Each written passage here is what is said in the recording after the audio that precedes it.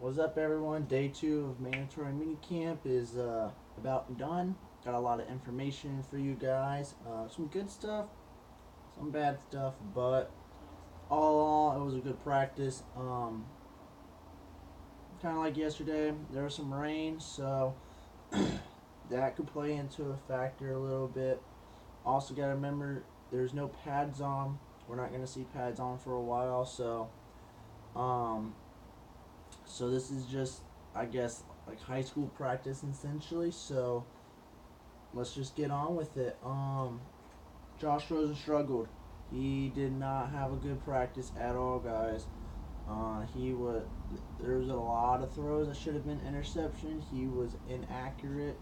Um, it was just a bad day for him. But on the flip side, Ryan Fitzpatrick was dominating.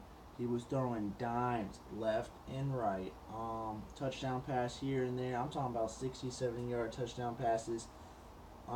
He is showing why he should be the starting quarterback for Week 1 for the Miami Dolphins. There's still 2 months left before the preseason, so like I said, there's still a lot of football before that happens. But Ryan Fitzpatrick is showing why he should get the start. He definitely outperformed Rosen today. But with that, DeVante Parker. DeVante Parker is playing absolutely wonderful. He might be actually being the elite wide receiver that we drafted him for. What he's supposed to be.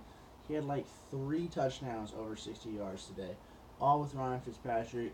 Like I said, Rosen was struggling, but Ryan Fitzpatrick found a dude. That's DeVante Parker, and I guess that's good. Every quarterback has that wide receiver. Obviously, it's DeVante Parker for Ryan Fitzpatrick. I mean, this dude was catching passes over Eric Rowe, Minkah Fitzpatrick. I mean, he was balling. So this is just one practice, no pads. We'll have to see more definitely tomorrow. See how DeVante Parker does, and then definitely look in the preseason because DeVante Parker was showing potential last year when he came in against the Houston Texans. He had like 100 yards, but the inconsistency and his injury has really plagued him. But this could be the year he finally, elevates his level and takes off. Defense played a lot better today than they did yesterday. Although I will have to say they were a lot of drop interceptions. Can't have that.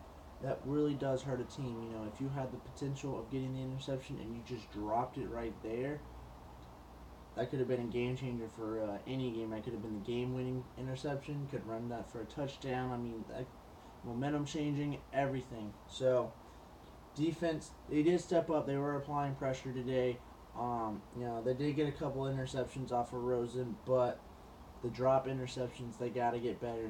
I know that it was raining outside. You could use that as a factor, but there are going to be games where it's going to be raining. They won't play a whole 16-game season without a little bit of rain. Definitely in Miami, so they got to get that going. The better gloves. Maybe work on a day of just pure catching wet balls. I don't know, but they have to get that better because those could be game changers when the games actually happen. So Isaiah Ford, man's making some progress. He was having some good catches today with both quarterbacks, Ryan Fitzpatrick and Josh Rosen. I've been saying it before. I think Isaiah Ford will make the 53-man roster. He'll be the fifth or sixth string wide receiver. Probably get a couple snaps in the game. He's definitely showing why we drafted him. He had a baller season with Virginia Tech back in college. It was like he's top 10 in receiving yards at the ACC. So he's a good guy. Don't get me wrong there. I know that he's been injured and stuff, but this could be the year he finally, he also takes off. I mean, we have a great wide receiver core. They just all have to be consistent and stay healthy, and I think our offense will be loaded. You know, Hopefully we don't turn like the Bucks have the number one defense, but they're ranked 30th defense, so we gotta play both parts. But our offense is looking fantastic. Some bad news though. Charles Harris is still sidelined with. He is dealing with the wrist injury. He has a whole club on his arm, so there's a potential he may not even play until preseason at least. But then they don't have a timeable schedule for him, so we don't really know when he's going to be available. I mean, he could be out for 8 months. We don't know. This is a wrist injury, so very important. I know there have been players that have played with one hand. There is a guy in the Seahawks that only played with one hand, but he needs two of his hands to play at a very high level. And Stills is also sidelined again. They say don't worry about him. He's fine.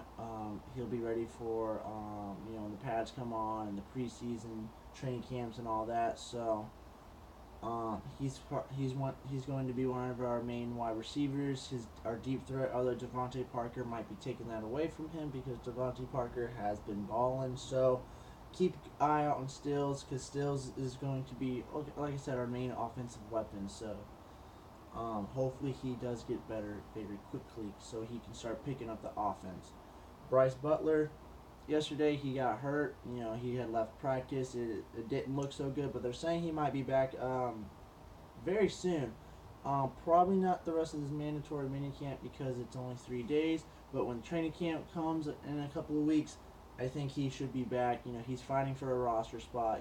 He's fighting for the 5th or 6th string wide receiver or the 5th, 6th slot, which we have a lot of wide receivers who are going to be fighting for that. I mean, let's be real here. Kenny Stills is a lot. DeVante Parker is a lot. So that's 2. Albert Wilson's 3. And then Jakeem Grant is 4.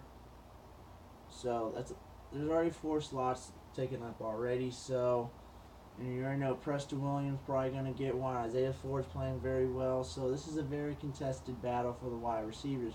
You got to remember, Brian Flores is only going to get the top best wide receivers.